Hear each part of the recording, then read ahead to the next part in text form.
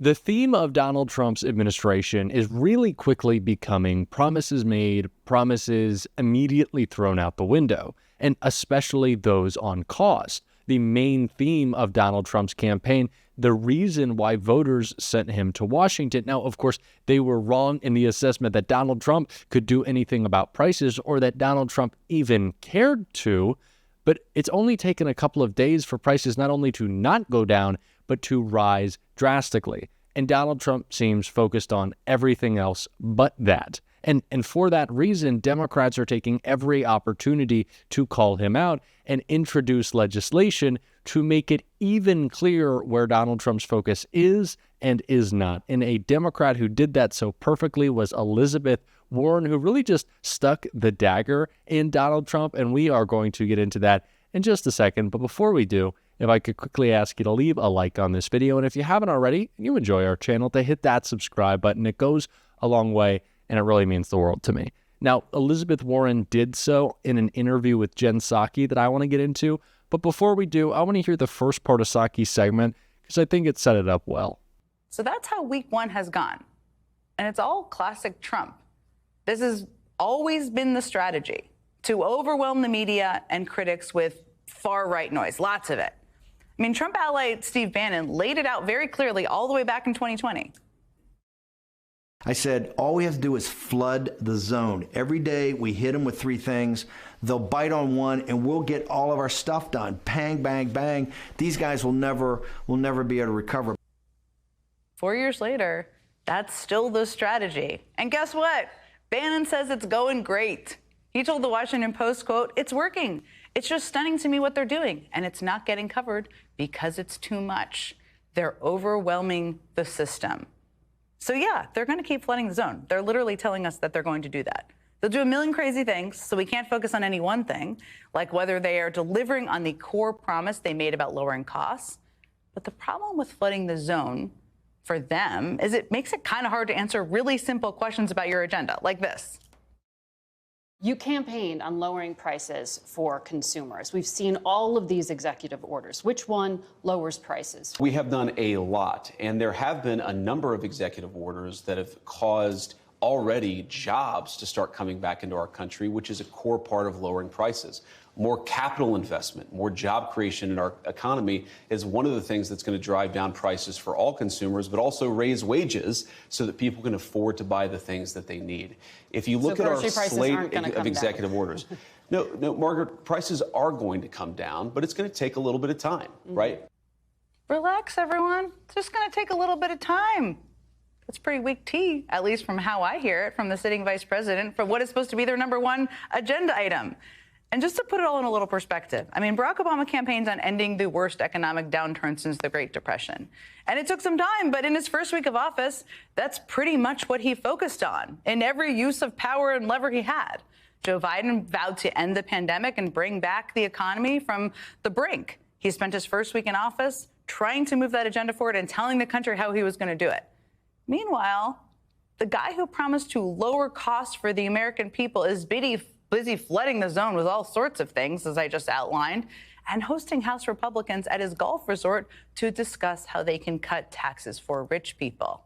Look, what Trump's actions over the past 7 days have told us is that he really doesn't actually care why Americans sent him to the White House. I hate to break this to all of you. You all know this.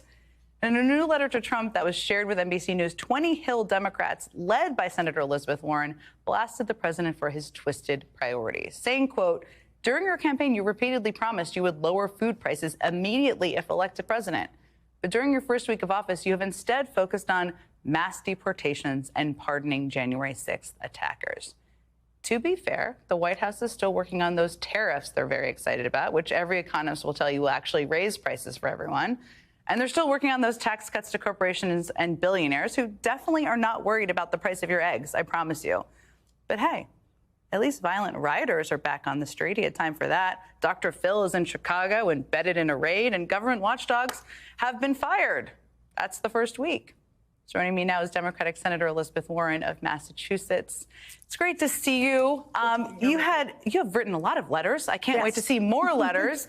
And there's so much I want to talk to you about, but I just want to talk about what I just laid out, which is this litany of things that Trump focused on last week. You wrote a letter with 20 Senate Democrats, today, and you noted in that letter there are a lot of things he can do. I mean, he can increase competition. He can deal with price gouging, things that will actually lower costs for people. Makes sense. Sounds great to me. Wish he would do it, and probably everybody watching.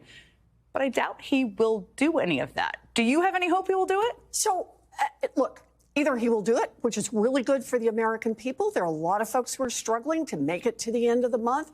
Prices are going up. Price of eggs. $3.65 last November. The latest I've seen is $4.25.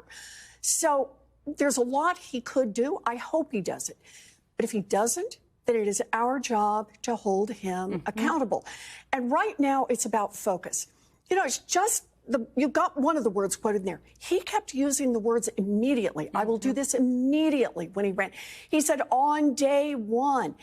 And it's not only that he hasn't moved the needle, it's that he hasn't even indicated he knows where the needle is or cares very much. And I think that's the part we have to keep bearing down on. His failure to even try to move in the direction of lowering costs is a betrayal of the American people. I think this is such an important point. He has not used the bully pulpit. He has not used any opportunity to lay out a plan, to speak to it. That should be sticking out to people as well. There was an IG purge on Friday night. And 18 IGs were fired, which is such a significant step. It makes it their accountability. They keep Democrats in control. They keep Republicans. They are not a partisan entity. You posted that Donald Trump is, quote, dismantling checks on his power and paving the way for widespread corruption.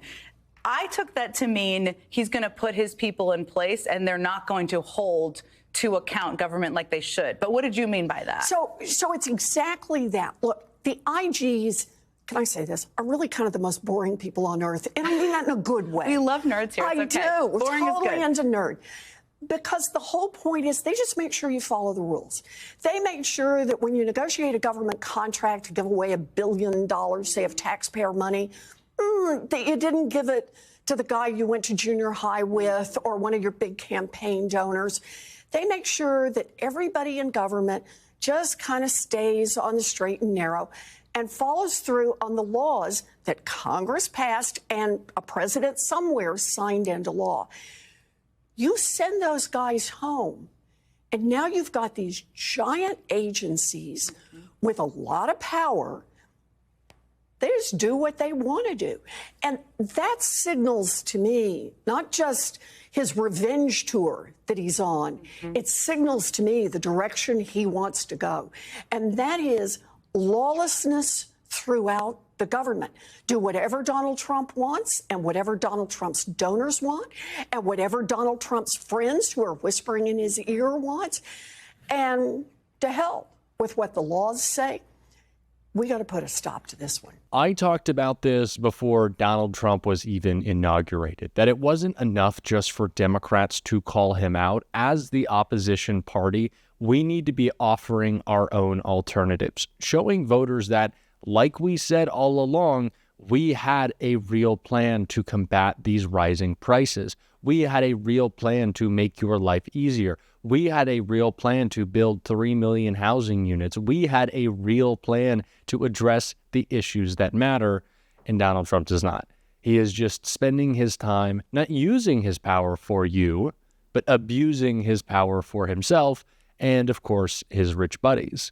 And it's not just that, like I said, Donald Trump isn't bringing prices down.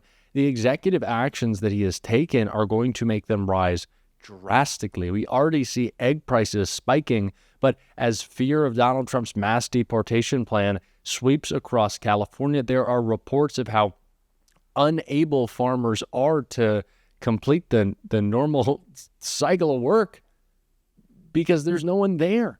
All these people who were screaming about immigrants taking their jobs don't really seem to want to do the jobs that need to be done to keep our economy going.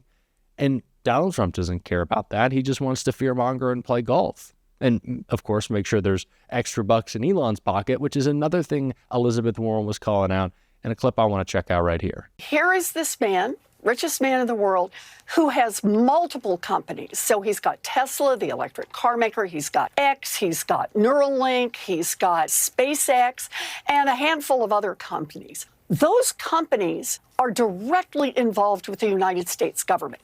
Millions and millions of dollars worth of government contracts, millions of touch points where there are rules that will affect those companies, like a $7,500 rebate for electric cars, investigations that are currently ongoing into the practices of each of those companies and, in some cases, into Mr. Musk himself.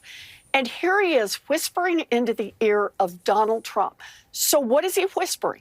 Is he whispering, here are ways to help the American people? Or is he thinking through ways to make those companies richer, to back off the regulators, or to end any investigations into his work? This is conflicts of interest at a level that we have never before seen in this country. And it is critically important, first of all, that we call it out, and second, that we start to push back and say no. The American public has a right to know who's giving this kind of advice to Donald Trump. This is the message that we have to continue to drive home, that all of these people are simply out to screw you and then control the information that's telling you that that is not actually the case. We've said it again and again. There is a reason why Donald Trump was not only just surrounded by billionaire CEOs at his inauguration, but CEOs of the biggest information platforms. Google, which has just bent the knee and decided that it wants to start calling the Gulf of Mexico the Gulf of America, because we're just doing whatever Trump wants at this point, I guess. But TikTok, which is completely in Donald Trump's pocket. Elon Musk's control of Twitter helped him win the election in ways that maybe we don't even understand yet. And of course, Mark Zuckerberg has capitulated. He's bent the knee, and he is allowing Meta's algorithm on Facebook and Instagram to serve Donald Trump in every way possible. They want chaos, they don't want fact-checking, and they want to make sure they can serve their dear leader because it means they can act in whatever corrupt way they want. That is what we have to talk about. That is the focus of the Trump administration. More carve-outs for corporate corruption for billionaires, more tax cuts for the top 0.001%, and egg prices are skyrocketing without a care in the world. That is what we have to continue to talk about, and that is what we're going to talk about every single day on the show. And if you want to support that, as always, you can hit that subscribe button. You can leave a like on this video, and if you're stuck around at the end, you can drop a blue heart in the comments. And until next time, I'll see you soon.